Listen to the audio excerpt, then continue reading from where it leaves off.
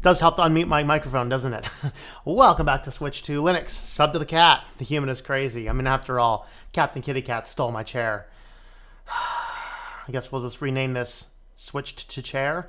You can pick up shirts like this one, or I have coffee cups, water bottles, things like that at shop.switchedtolinux.com.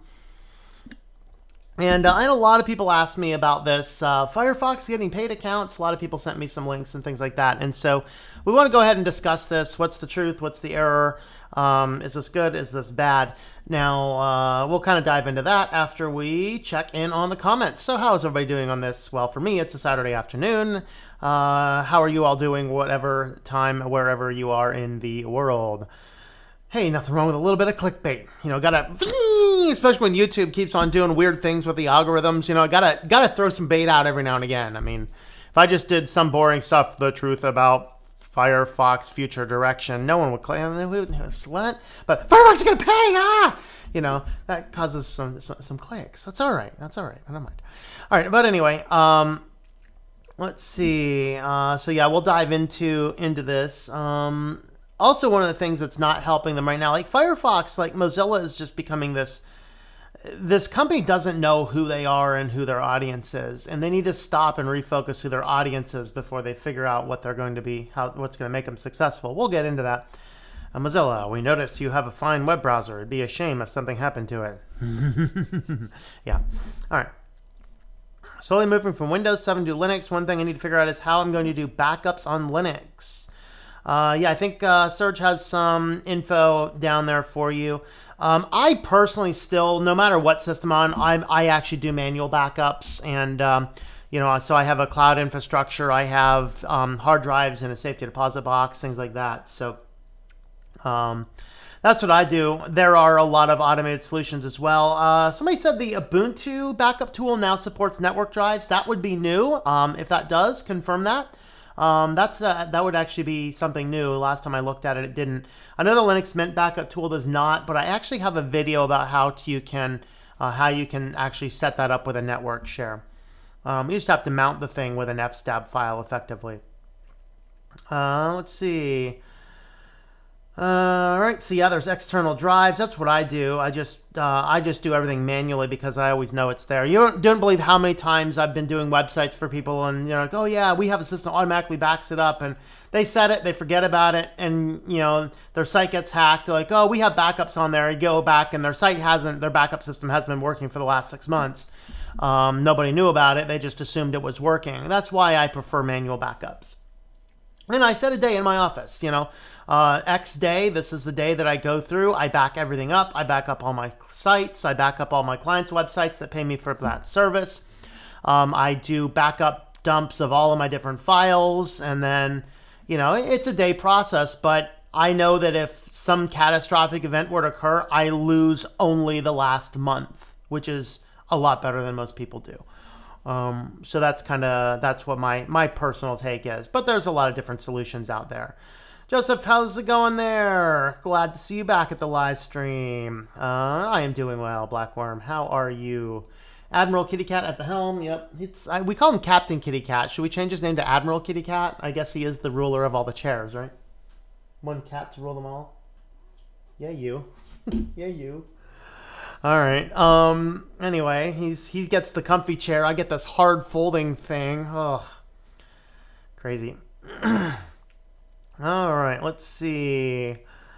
MX. All right. MX Linux is good. MX Linux is fun.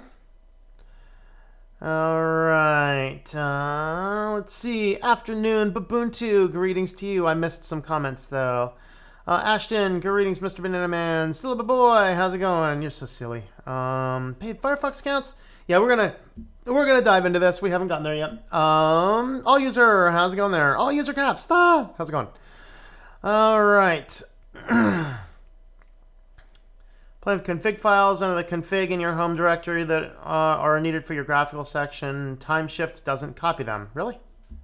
Oh, that's right. Yeah, you have to go in. You have to go in and manually add all those config files in a Timeshift. That's an oversight in Timeshift, I think.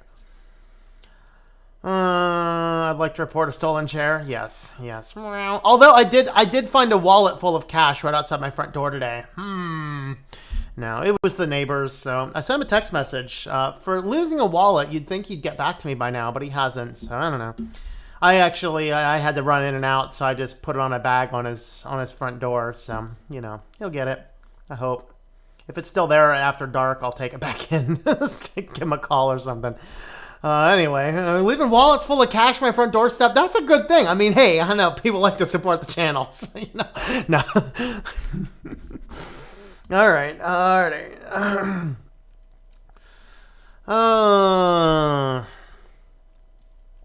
A show in black and white like Brian, or have a black and white version, would be kind of cool. I don't want to steal everything Brian does. I mean, I could though. I don't know. Yeah, there's a bunch of different CLI tools. Yes, hello tax action. Greetings there. How's it going there? Add your entire file system, but I wouldn't recommend that. Your personal data should go in a separate backup. Well, I include my config files in my personal data because, like, they'll include the configuration files. So one of the great things about Linux is I use both Thunderbird and Evolution for the different types of email accounts that I have. And so if you copy those config files, now I think one of them, I think it's Evolution, has 2 different files you need to transfer. But if you transfer all those files, dumping those in not only saves your emails, it also saves your account settings. You do have to go in and re-enter your passwords, but that's a whole lot better than having to go in and reset up everything from scratch. That's why I always include the config files as well. On top of that, I generally don't change the desktops a lot.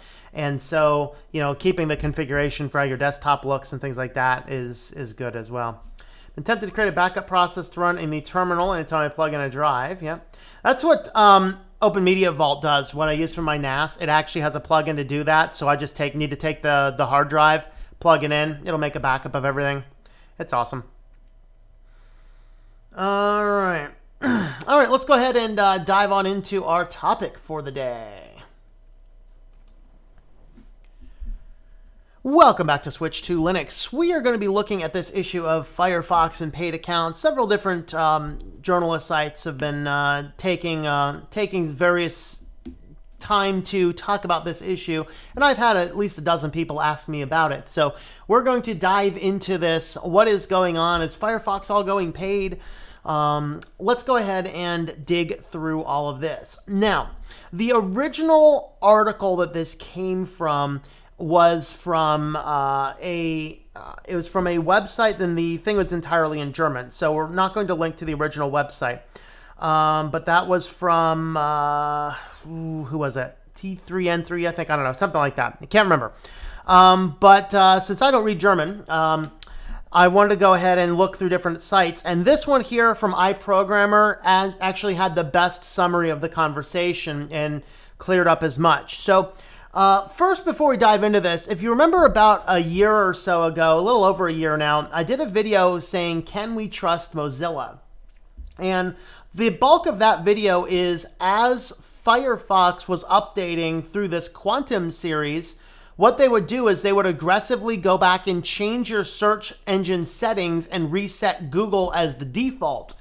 And so StartPage had a blog post on it, as I use StartPage as my web browser, and they had a notification on their screen basically saying, hey, if you update, make sure you go back in and rechange your search engine settings. Now, the reason that they did that is that Mozilla gets a lot of their revenue. In fact, the vastest bulk of their revenue comes from search revenue. When you do a Google search on Firefox, then Firefox gets some of the ad revenue that Google presents. Is there an inherent problem with this? I don't think so. If you choose to use the Google search engine and they're providing some money. Also, I think they said Yandex also gives them some money. So that's actually a great way if you want to help support Firefox and Mozilla is to use Google or Yandex. Would I recommend that? Probably not. Use StartPage, use DuckDuckGo, because privacy is a little bit more important.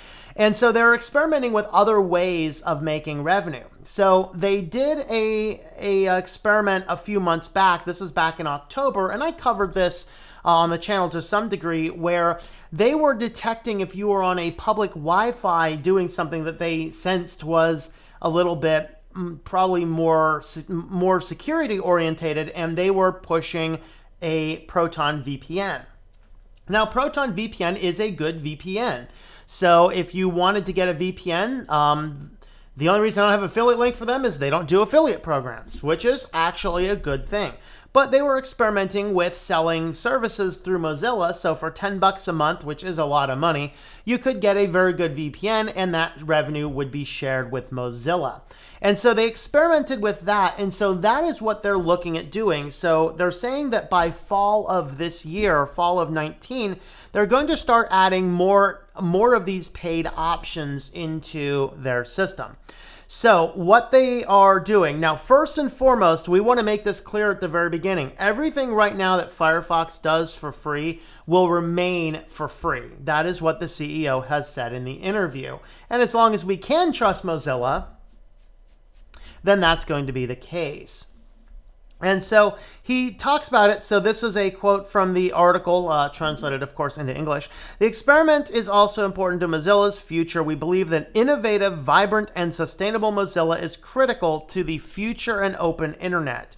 We plan to be here over the long haul, to do that with confidence, and we also need to have a diverse sources of revenue. So in other words, what they're saying is right now we are too reliant on Google.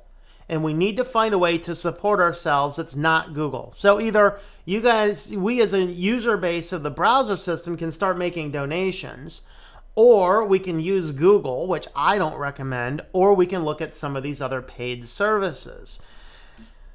Is this a good thing? I don't know. I don't use Firefox as much anymore because I think Firefox has forgotten who their audience is. We're going to dive into that in a moment.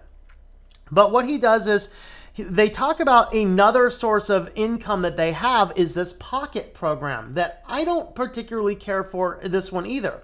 What Pocket does is that as you are browsing through the internet, Pocket on your computer, and they say that they don't send any data back to Mozilla. Again, it boils down, can you trust them or can you not trust them? According to their statements, and I don't have any evidence to the contrary, Pocket doesn't send any information, but what it does do is it works on your system to curate what it thinks are recommended lists based upon your browser history. That's why I always uninstall Pocket. I don't want anything that's doing that kind of stuff. Now, does this mean that I'm not supporting Firefox in any of the ways? Probably. I would rather just give a little donation to them as I can. Or maybe turn it on and say, hey, this might be a good way to help support them. As long as the data is truly not being sent, it's not a major deal, but still I'm a little uncomfortable with it personally. Maybe I should be wearing my other hat for this. But anyway, so basically they're talking about the three sources of income. Search, they say they also want to make content, and that's where Pocket helped them out with that. And the third one is thinking about products and services. So one of the articles that I was reading, which I was not able to find that again, and there's really no detailed information from Mozilla at this point in time, is that for a subscription service, you are going to get a VPN, you're going to get cloud storage, and I think one other feature, I forget what it is. So if you wanted to pay for such a service, you had that.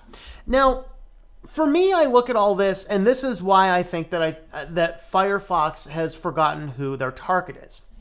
You see, when it comes to web browsers, there's very few options at this point in time. Things are either Firefox or based on Firefox, like WaterFox and a few other ones out there, Pale Moon, or based on Chromium base. Of course, Edge is now going Chromium based, dropping their rendering engine. Safari is its own thing, but you know, who uses Safari? The 1% of the people using, the 4% of people using Mac, you know? I mean, but outside of that, almost everything is based on Chromium, and that in and of itself is another challenge. It is another problem.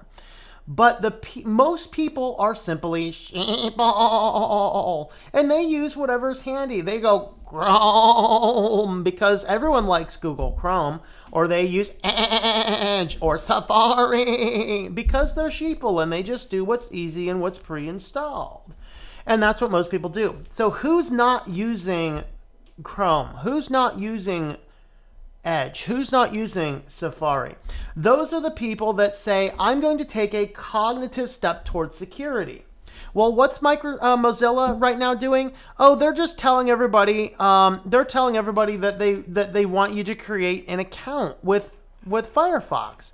So there's a way to protect your privacy. Join Firefox. I'm sorry, I just had a rash wave of cognitive dissonance hit my head. Because let me tell you something, people. The best way to maintain your privacy is don't put it on the internet. Okay? Firefox doesn't have my passwords. Firefox doesn't have my browsing history. Firefox doesn't have my bookmarks. Firefox doesn't have any of that stuff because I don't create an account on Firefox. When you create an account on this, it's just like creating the account on Chrome. It stars everything. Now, they're going to be storing less on Firefox than they do on Chrome for sure. But still, I don't want to create an account. And most people who cognitively choose to get rid of the other browsers and go to Firefox are people that are more security and privacy minded. They don't want to create an online account. And so this was actually their most recent blog post as of the time of recording this video. The world needs can be ours again if we want it. And this entire thing is about companies tracking, and we're going to do more by default. But then what do they want to do is they want to push you into creating a Firefox account. So one of the things that they said in this article is they're talking about privacy policies. And let's see if I can find that spot again. I'm going to find it here. They're talking about how you go into all these things and you have these huge, massive privacy policies, and I should have highlighted it in the article. About trading privacy and control to others, tech companies have put the onus on people to read through their opaque terms and conditions tied to your data and privacy to their services. The average privacy policy from a tech company is thousands of words and written at a level that requires legal training to interpret. Okay, so with Firefox wanting people to create an account, let's go ahead and have a look at Mozilla's privacy policy. And note we find it's not as long, it's not written in legalese, but it is so vague as to be openly interpreted to anything you can do. What do we mean by personal information? Anything that identifies you, name, email address. Any information that falls outside of this is non-personal information, which, by the way, would be a violation of GDPR because an IP address, which they openly admit to collecting, is considered private data according to GDPR. Okay, so you have to understand that. Any information falls outside is non-personal information. That is not the case. An IP address is. If we store your personal information with information that is non-personal, we will consider the combination as personal information. If we remove all personal information from a data set, then that means the remaining is non-personal, like the IP address. So how do they learn information? When you give it to us directly, when you choose to send crash reports, which is enabled by default. Well, they give you a little pop-up screen you can easily ignore. We collect it through our products and services when your browser checks to see if it is up to date. Someone tells us information about you. That's an interesting one to me. Someone tells us information about you. I don't consent. Now, it says the example when Firefox or Thunderbird works with your email providers to set up your account. But that's a little nebulous. So when we try to understand more about you based on information, this one's another one. This is what Facebook does, people. They have some information. They want to see if there's more, and they go out and they buy records from Equifax, or is that Equihax? Inspirion, you know. They try to understand more information based on what you've given us. You see, they have the same policies. It's not written in legalese. It's not as long, but it's equally vague and does the exact same thing. There is no difference between Mozilla's privacy policies and Google's privacy policies. All right, what do we do with the information? Once you've given it, we use it in ways in which you've given us permission. Generally, we use it to help you Generally, we use your information to help us provide and improve our products and services for you. For users in the EU, EEA, and Switzerland, see here for more information. So there's more information there. When do we share it? When we have asked and received your permission to share it for processing or providing products and services to you, but only those entities receiving your information are contractually obligated. When we are fulfilling our mission of being open, so they're going to talk about some of the data when the law requires it, i.e. if police come knocking on our door, we have this information about you because you've given it to us, you've created an account, we'll give it over. See, this is no different than anything else. What do they want you to do? Create an account. Now, going back full circle, is Firefox going to these paid accounts? No. All they're doing is providing extra add-on services. But all of these add-on services, these are these third parties that they're sharing data with. So when you're buying these services with these third parties, not only Mozilla, but also the third party is gaining access to all of these different things. This is why I think that Firefox has forgotten who their target audience is. People who intentionally ditch Chrome, intentionally ditch Edge, intentionally ditch Safari to go to Firefox are more privacy-minded people. They don't want to create an account. They don't want to pay you for extra services. They want to keep their life disconnected. So is this the deal breaker for Firefox? Absolutely not. It's just some extra add-on services. Are they going to be pushing their add-on services to you and wanting to get you things and basically sell you ads to their browser? Most likely. And this is a problem. This, though, is why, for a while, I have been using Waterfox as my primary browser rather than Firefox. I just don't really trust Mozilla as much right now. They're going the same way that all the other companies seem to be going. They want to collect data. They want to harvest data. Now, is it good that they're trying to make a little bit of income? Absolutely. And if DuckDuckGo were to give them a little bit of their revenue, I would switch to DuckDuckGo if StartPage didn't share it. I don't know all of the odds and ends about who all they have deals with.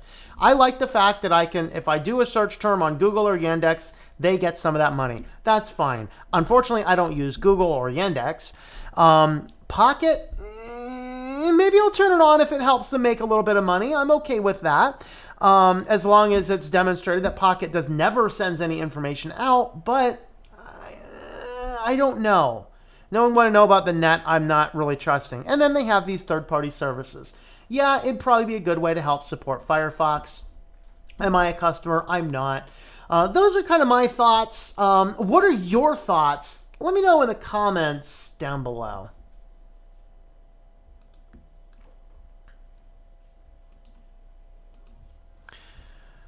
All right. Hello, hot dragon. I'd like a hot dragon with mustard, please. Hello, Jessica. Greetings, SGL. How's it going there? I set up Proton VPN a couple days ago on MX13. It was leaking my IVP6. Oh, really? Huh. Interesting. Me, Firefox is too RAM hungry. You can disable IVP6 or give precedence for IPv4. Okay. Yeah, VPN leaking your IP address. That's not a good thing. Install and write and Radium. Did not leak my IP4, but it did leak the 6.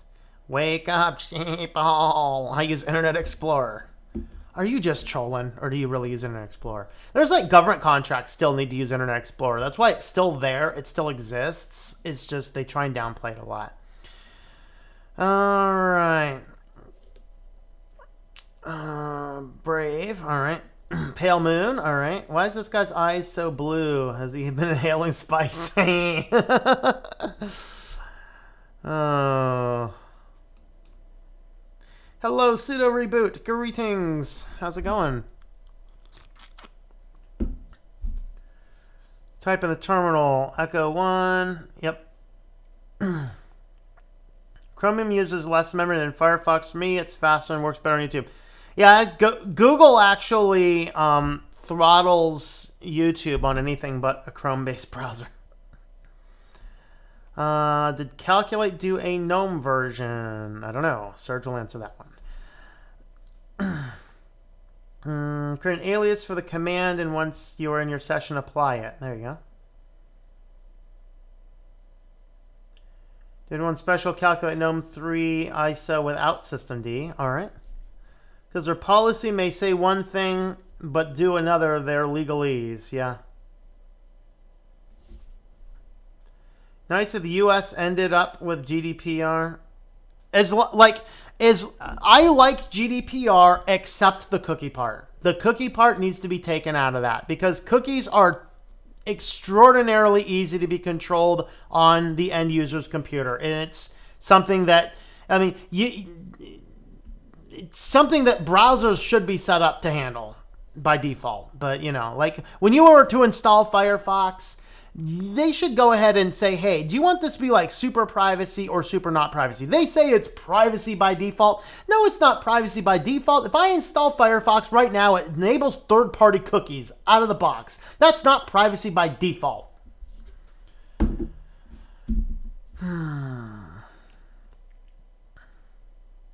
Mozilla's going corporate. Yes. They have been assimilated. Waterfox works. Yep.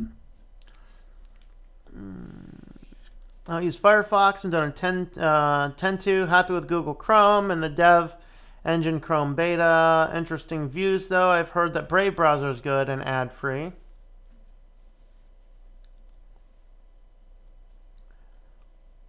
First time here in a while. Yes, I've not seen you in a while, Jessica. Greetings.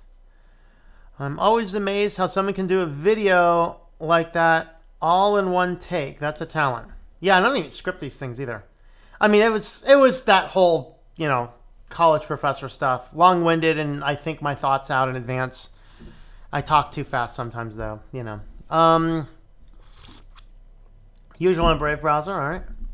I don't trust Brave because it's basically one of those coin get-richer schemes. That's, yeah. I'm not a fan of Brave.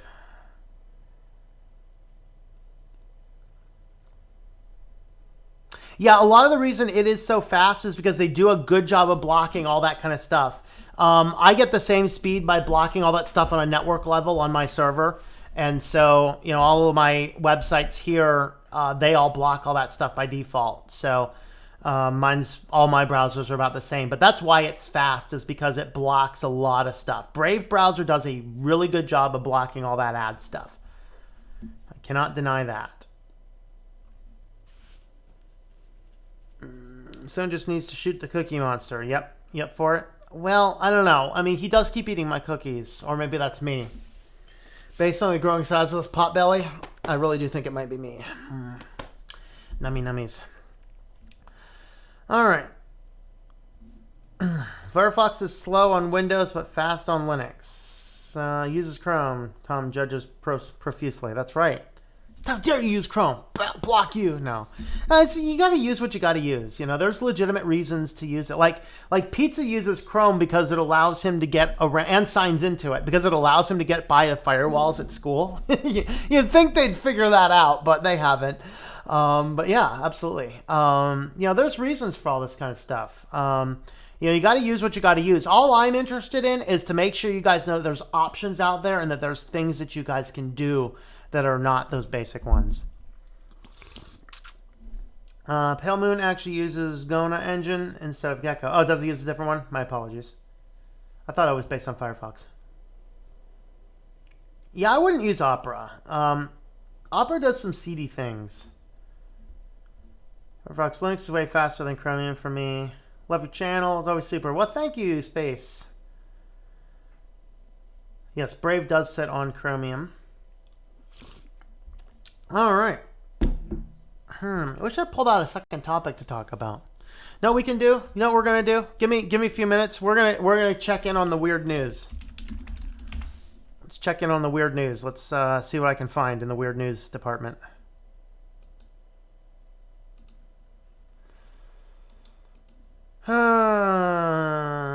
Okay.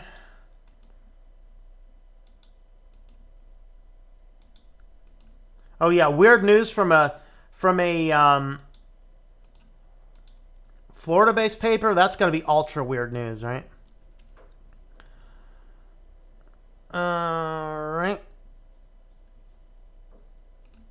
All right, weird news. All right, so let's see. Rich dude says a housekeeper stuck in elevator for 3 days did not test limits of human endurance. Interesting. Construction workers found a bunch of teeth inside a wall. What? These are old articles. That's an old article. Haven't seen it, though. Missing their tooth collection. Construction workers in Georgia were surprised to discover around 1,000 teeth inside a building wall on Tuesday. Bunch of teeth, human teeth. Yeah, that's exciting. Y'all missing your dentures? I need my snappers. This page hasn't been updated in a long time. I saw that one a long time. Oh, Lord.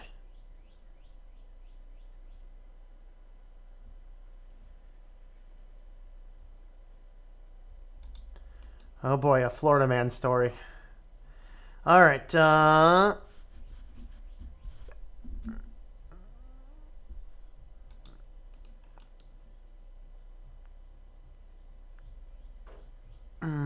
Okay.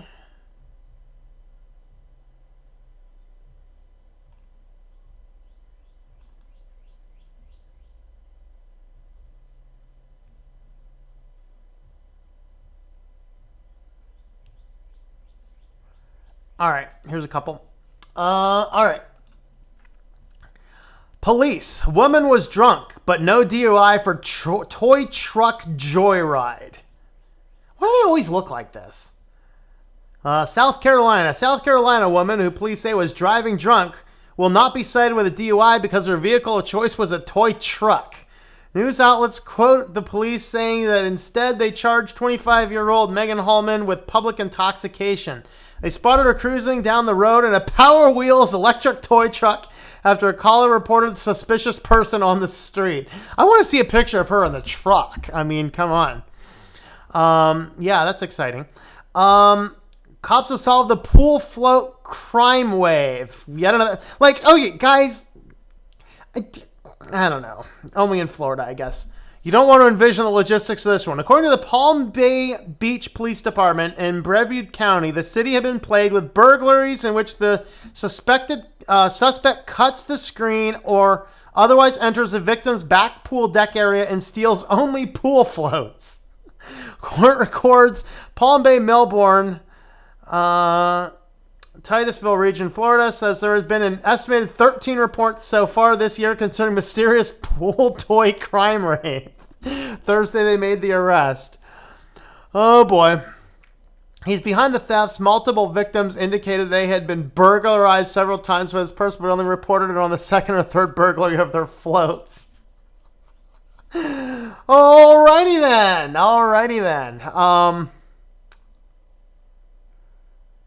Oh boy, semi-trailer carrying bees overturns on a Montana road. Oh boy.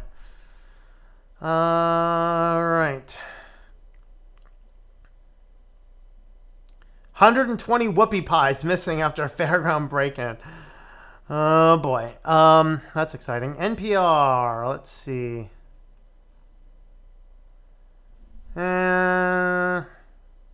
Nothing seems exciting there.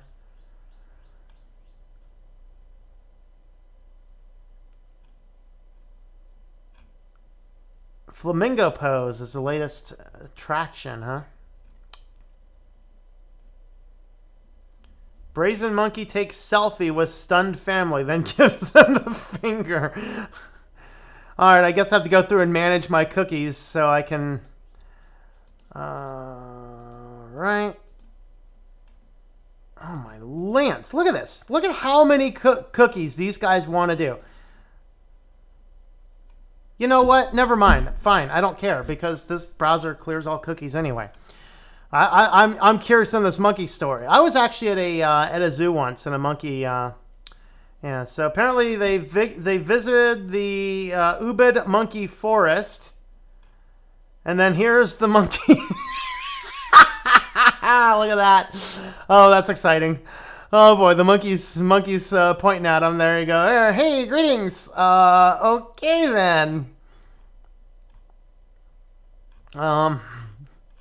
Yeah, I'm not sure if I'd let that monkey on my back after seeing that. That'd be a little on the weird side. A milk seat on an airplane comes with one unexpected, little-known benefit. I don't know.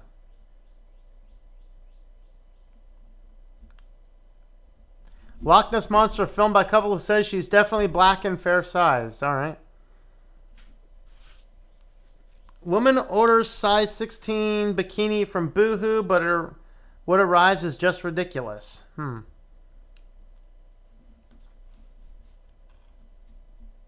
a bride to be mocked for McDonald's Big Mac proposal, but others say it's perfect. Well, I mean, if you really like your McDonald's, I mean, you got to come up with an interesting way of proposing. And sticking your ring in the top of a Big Mac bun, hey, you know, that might be the case. So, you know.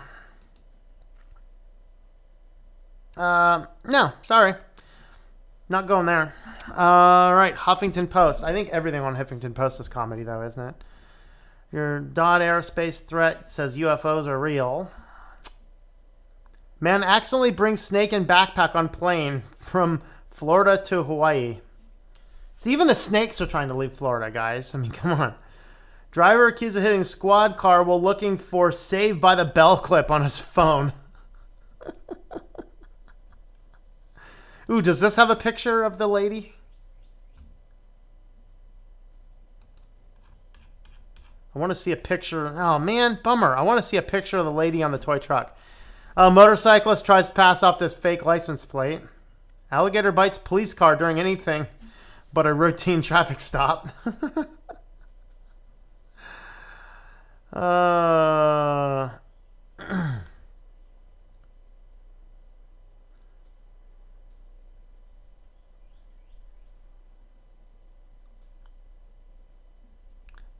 Don't call us to complain about Taco Bell. All right.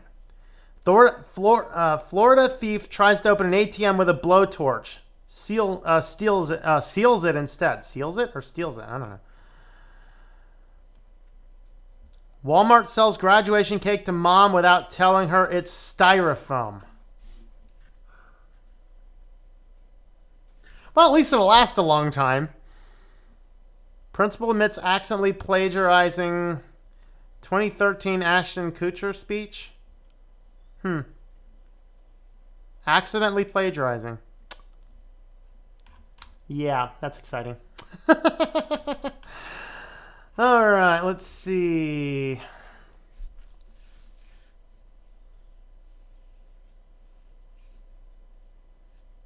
Yeah, since Opera was bought by a Chinese company, there have been some weird things. Like if you go to Amazon with it, they browser inject their Amazon affiliate account. So if you think you're supporting another creator on an Amazon account, you might be supporting Opera instead. That's one of the things I noted about it before. There's some weird nebulous things in there. I haven't looked at it in a while, but I don't know.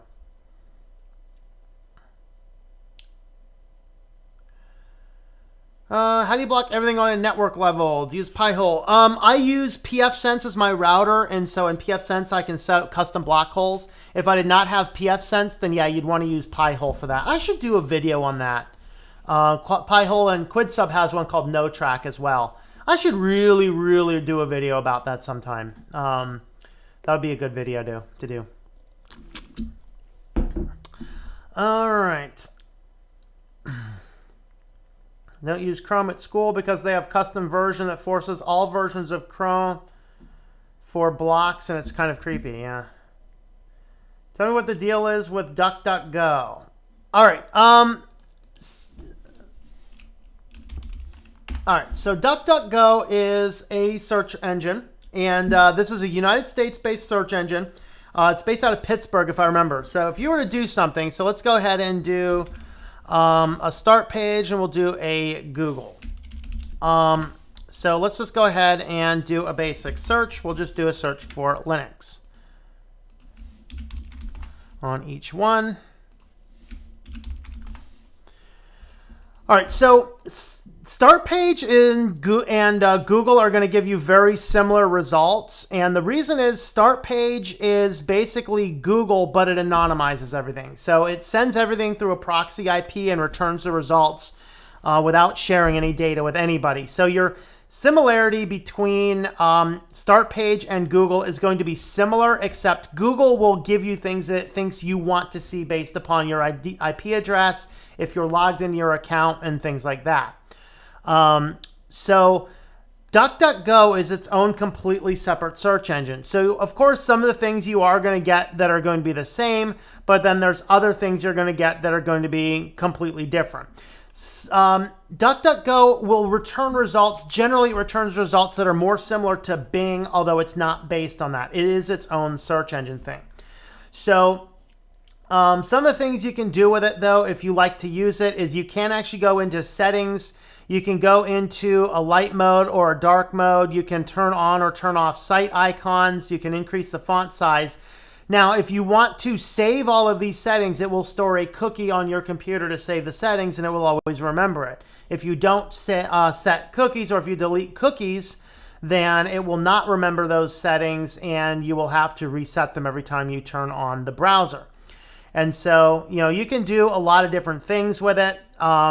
So there's just a lot of, different features you can do. A lot of neat features with it. And so this is why a lot of people like DuckDuckGo. So this is kind of what it's going to look like. So you can set it up a lot of different ways. So all it is it's just a search engine. Now, they claim to not keep any data, any logs. That has not been demonstrated in court because it is within the Five Eyes. That does raise some questions. I personally use Startpage, which is based, I believe, in the Netherlands. It's outside of the Five Eyes. And they don't keep data either. And I just personally like Startpage better. For a while, I used Startpage just because I liked the theming better. DuckDuckGo's theming about a year or two ago was horrible. I couldn't stand it at all. They have gotten way better, and so it is a viable option at this point in time. So that's kind of the basic lowdown on it. A lot of people are preferring that because it's a alternative to Google that allegedly doesn't track any data. And I don't have any reason to suggest that they don't. They also wrote a privacy bill recently that is, being used and modified for a bill being brought before Congress to enforce American companies to respect do not track options inside of web browsers. So they do a lot in the privacy front. I actually use them as the default on my phone search browser just because Startpage keeps on dropping ads in right when I'm about to click something. It actually drives me crazy. But I do find that Startpage does give me better search results personally.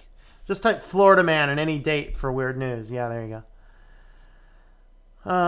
Yeah, it was bought. Opera was bought by a Chinese company about 3 years ago. I bet 3 years ago, I think. Now, Chrome is trying to push all the websites to support it more than other browsers, which is why I don't want to support any Blink-based browser.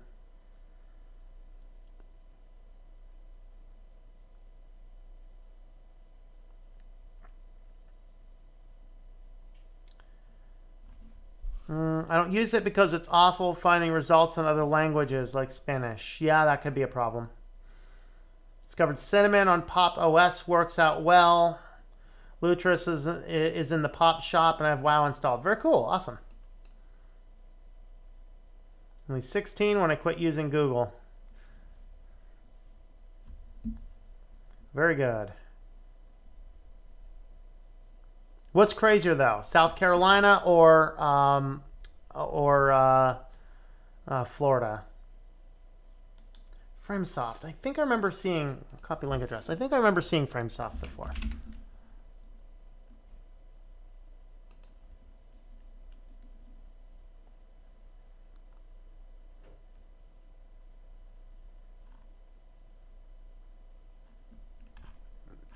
Yeah, I've seen some of their stuff before. I need to dig into them a little bit more, though. How to start moving away from Google, and also what browsers are underrated. All right, how to start moving away from Google. Honestly, the first easy step for me, and this is going to depend on how many emails and things. Now, I run a web development company, and I have access to lots of servers and things like that. So I run all my own emails on your own domain. That is the best way to go. It's going to cost a little bit more money, but you will have full control over everything. Do that on a cPanel with a hosting company. And if your hosting company goes crazy, you can copy that cPanel and port it to some other company without losing anything. That's why I personally like that setup. Now, if you only need 1 or 2 email addresses, like Proton Mail's good for email. There's a few other ones out there that are good as well.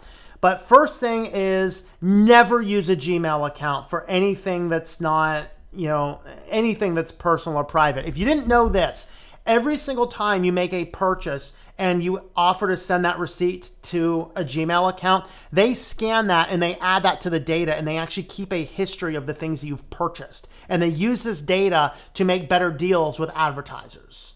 All right. There's actually a tool that you can go on to for Google to figure out what information they have about you. See what Google knows about your purchases. All right.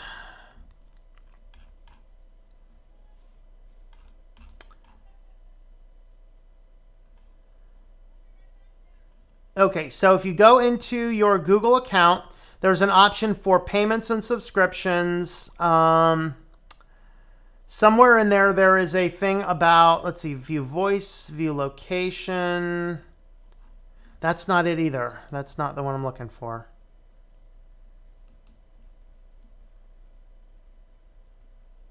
Okay, so this page here from Google. So to see your purchases, reservations, and subscriptions. So what this does is Google has a deal with MasterCard where any of MasterCard's data tied to an individual person can actually go back and be sorted into the account. This is not some conspiracy theory. It's something that has been well known for a while. I reported on it a couple years ago when it first came out. But you can actually log in, go to payments and subscriptions, and you can actually see all of the things that it knows about you, which even includes if you've used your card at an offline place, like a MasterCard at a vending machine, because MasterCard reports that number back. Google sees that and ties it into your account. So that's why you never, ever, ever, ever attach any credit card data information to any one of these big company email addresses. Always get your own separate email addresses for things like cards, bank accounts, and things like that. So first you want to start getting rid of the email addresses, get your files off of Drive, look for other options. If you're more tech savvy and you want to buy a system, then you can actually use Nextcloud. So I've actually been doing a series of tutorials on Nextcloud. And let me get logged into there right now so you can actually see what that looks like. So Nextcloud will actually replace pretty much all of that kind of stuff. So here is my development account for Nextcloud that we're actually using for doing our tutorials. So inside of your Nextcloud, you can store all your documents. You can come over here. You can share them either with just an open link. You can share it with allow password protection. You can share it with individual users on your federated cloud. You can monitor the various activities related to individual files.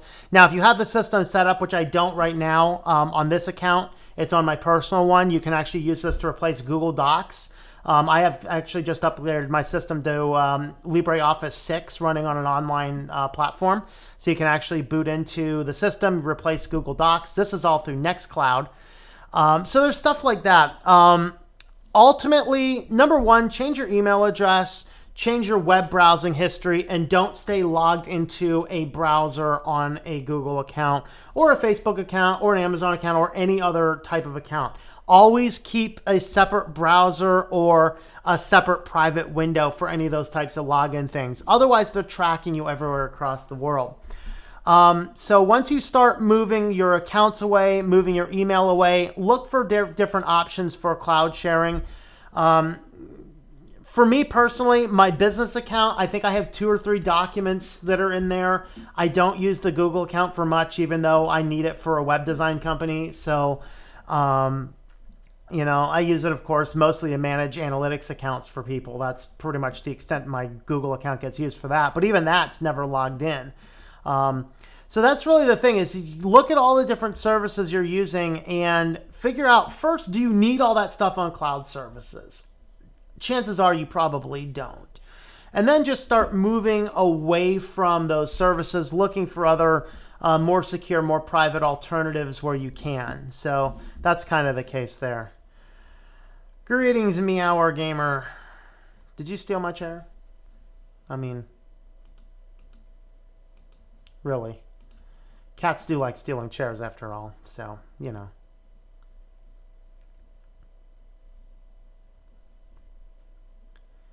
He's on bath salts or pool salts? I don't know. Okay. Done a lot of de-Googling already, but YouTube is the only one. Yep. Big whoopie pie. What? He's PureTube. Oh, yeah, there you go. PureTube. All right.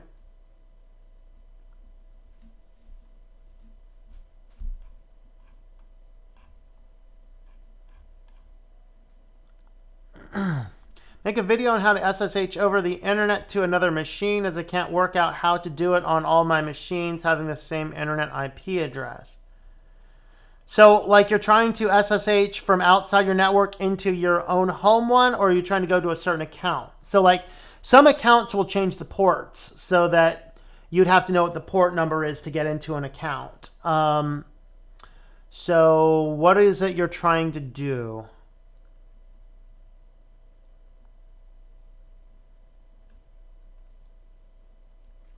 Peppermint OS or MX Linux? I prefer Peppermint OS. I like the theming better. I think that I think that Peppermint is going to give you a lot smoother experience out of the box.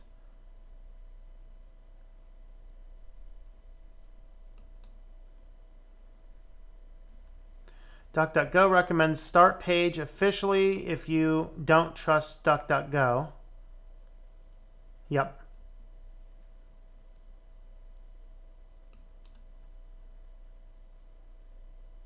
Use Quant for your search engine. Think of Cerex. I don't think much of Cerex. I told you about Cerex once on a live stream. I went in and just went into Cerex. Go, oh, let's look for something over there, right? And so,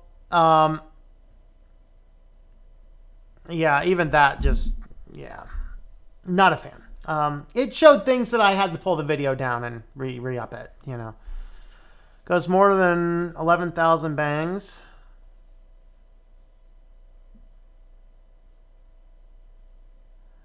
I've used DuckDuckGo since I started de-Googling my life. There you go. Yep. That's one of the best first things you do is just replace your search engine. Now, if you really like Google, I think that Start Page is in many ways closer, but DuckDuckGo, I think, supports... let me double check that before I say that.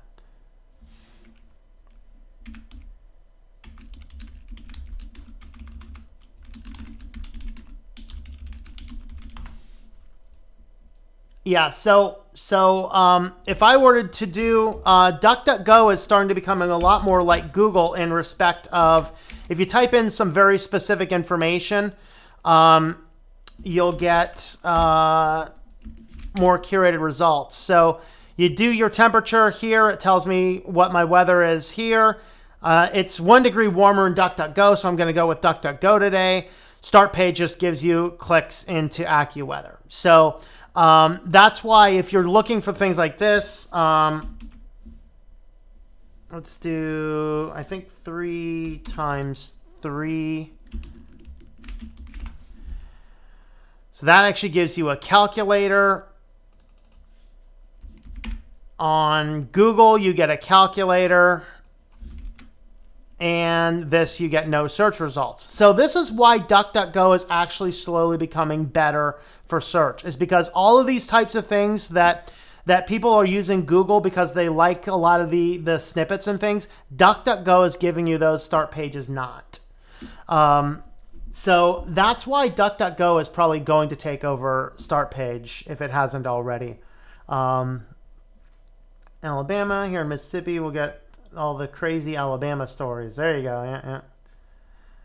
The drama with Google engine that when you searched black couple, it only showed black couples. When you search white couples, it showed many interracials. Ooh, let's try that one.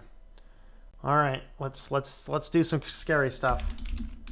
Black couple. Let's go images. Black couple images. Black couple images. All right, so over here we get these images. Oh, look at this. Look at this racist search engine. Over here, we get pretty much all black couples. Over here, we get black couples. All right, so now let's see what we get when we get white couple.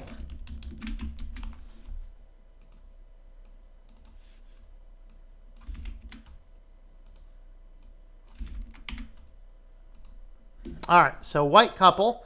Here we get DuckDuckGo. We got some white couple. We got, yeah, a fair amount of interracial couples. Start page. That is not white, and that is not a couple. All right. Again, we get a mix. Google. A mix. So I'd say DuckDuckGo actually gets us closer. Never tried start page. I'll have to look into that one. Looks interesting. Yep. Mailbox.org. All right. I'm not up on all of the good free email services because I don't use any of them. I have an anonymous Proton Mail account. That's the only one I use. School requires us to have a Gmail account for Google Classroom. Yeah. See, you should say I don't consent to their terms and conditions. What do they do? I did a video about this a while back. It's like, it is a huge problem that all these schools are requiring us to give this information because you think that they're being as secure as data. Oh no, they've given Google your name, your first name, your middle name, your last name, your birth date. They've given it all to them. And I think that that should be completely against the law. Google should be made to purge all those databases, and school systems should be made to require written opt-in consent from their parents before doing any of that crap. Used Proton Mail for a while. It just shows a cat in a box with clouds above it. It says you don't have any purchases. That's good. That means that they have not tracked anything you're doing. Probably because you haven't used a Gmail account with a bank account. Hardest choices require strongest wills. There you go. What extent can Google track you if you use a separate browser for Google stuff? They'll track your IP address. And that's about what they're going to do.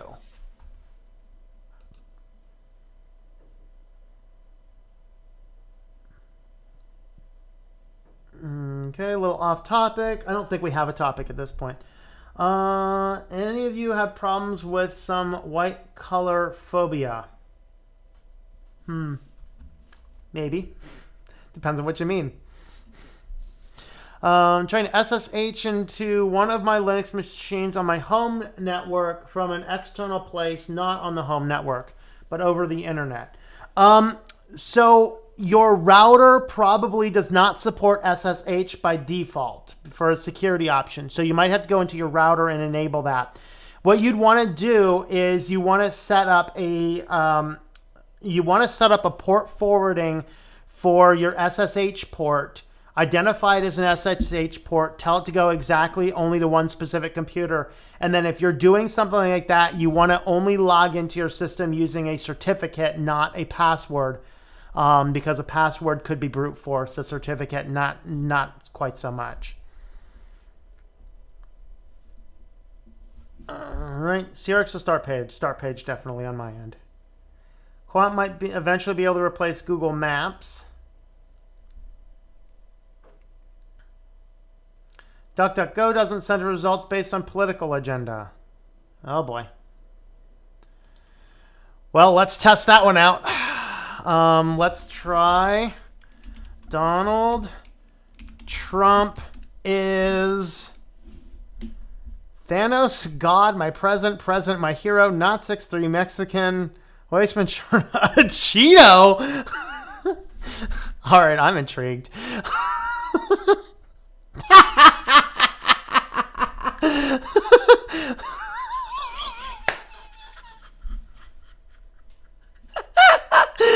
Oh, Lord. Donald Trump is a Cheeto. All right. Okay, let's see what we get. Donald Trump is a... Donald Trump is a... Well, I would definitely say that DuckDuckGo is definitely being more political. Look at this. Moron, idiot, liar, fraud, loser, Democrat, Republican, joke, sociopath. All right, guys. Google has to win this one. Look at these results again. Let's do is A. Look at this. This autofill tells me this company may have this might be enough to get me to not do that. Let's see though. Hold on. Let's see what start page does first. Donald Trump is a... We don't get anything autofilling. All right. Now let's go with Hillary Clinton is... Oh, Hillary Clinton is a... Nothing.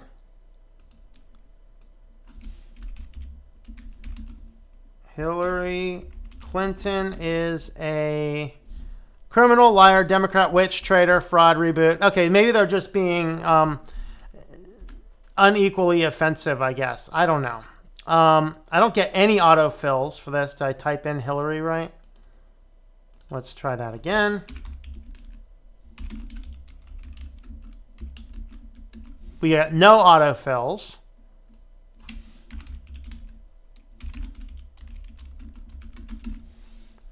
We get no autofills. So I don't know. That's interesting.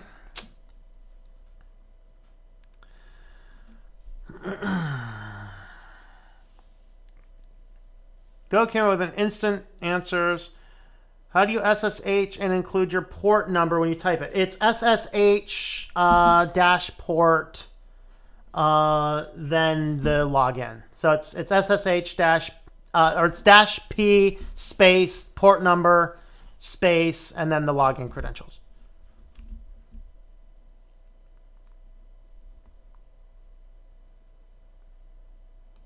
Yes, it will be port forwarding. By default, the router is not going to allow an SSH connection. The thing about DuckDuckGo is math accepts both X and star, also accepts both dot and comma.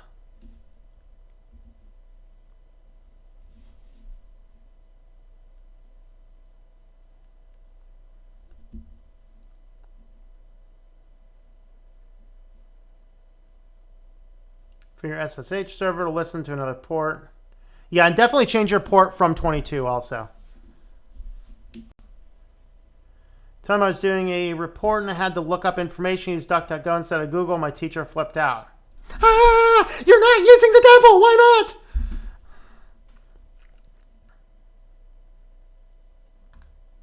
Isn't it sad that in our school systems where they want us to rely on technology, our teachers are so incompetent when it comes to technology as an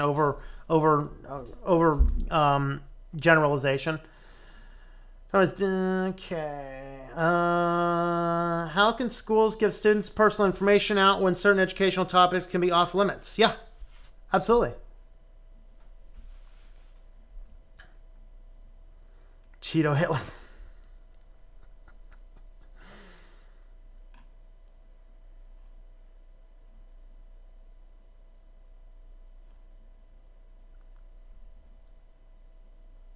Search results are based on its users. DuckDuckGo has some other weird autofills.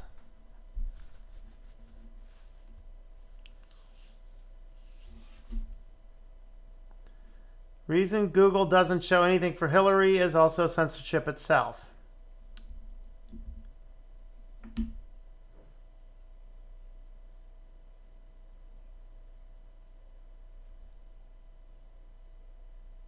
Oh, did I type it in wrong?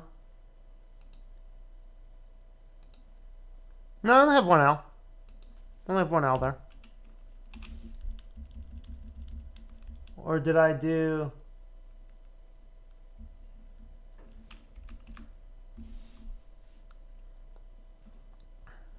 I'll leave you with Cheeto Trump. I like this one here. This was beautiful. Look at this. That is awesome.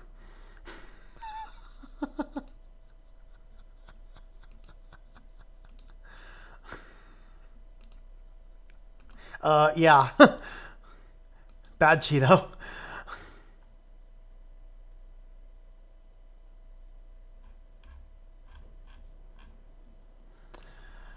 Wow.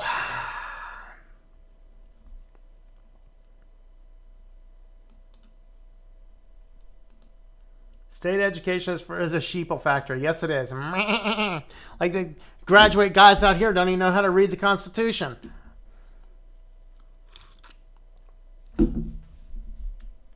A Google search result for white American family, huh?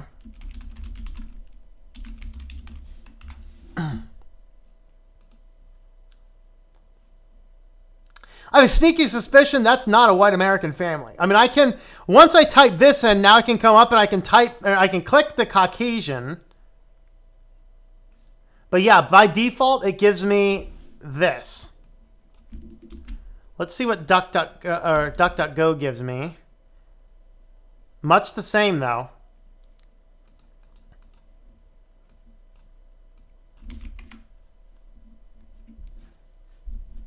Yep, much the same. See, they all equally suck. Go to private school and they freaked out about DuckDuckGo. Come on, you say, hey, we're a private school. We need to use a privacy-based search engine. Come on.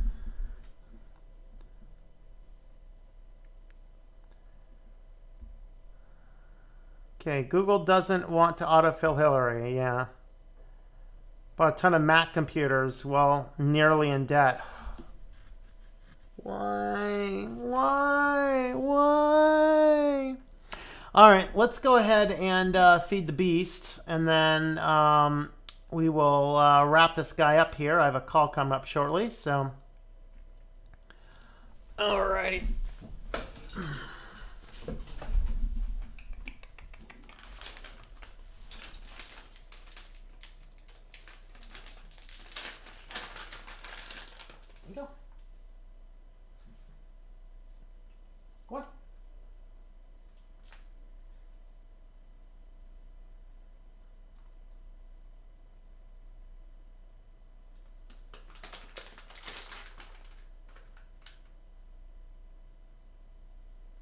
Go get one.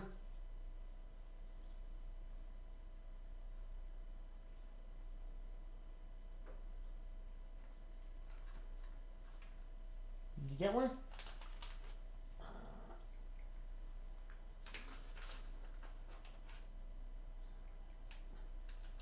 And we'll do one more. Your finger looking good? They are.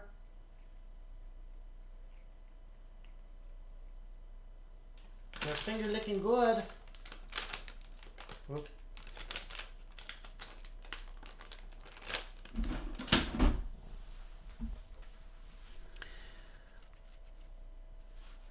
All right.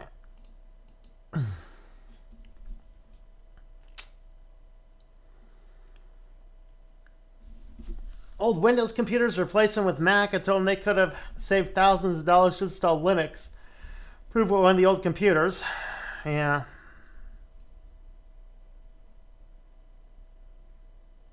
Way too fat, you know. Are you a fat cat? He's a happy fat cat. Cute cat has ripped the chair to bits. No, it's just a really old chair. It needs replaced. All right, well, we're going to go ahead and wrap up for the day. So thanks for hanging out, everybody. Enjoy your rest of your Saturday and have yourselves a wonderful, wonderful afternoon.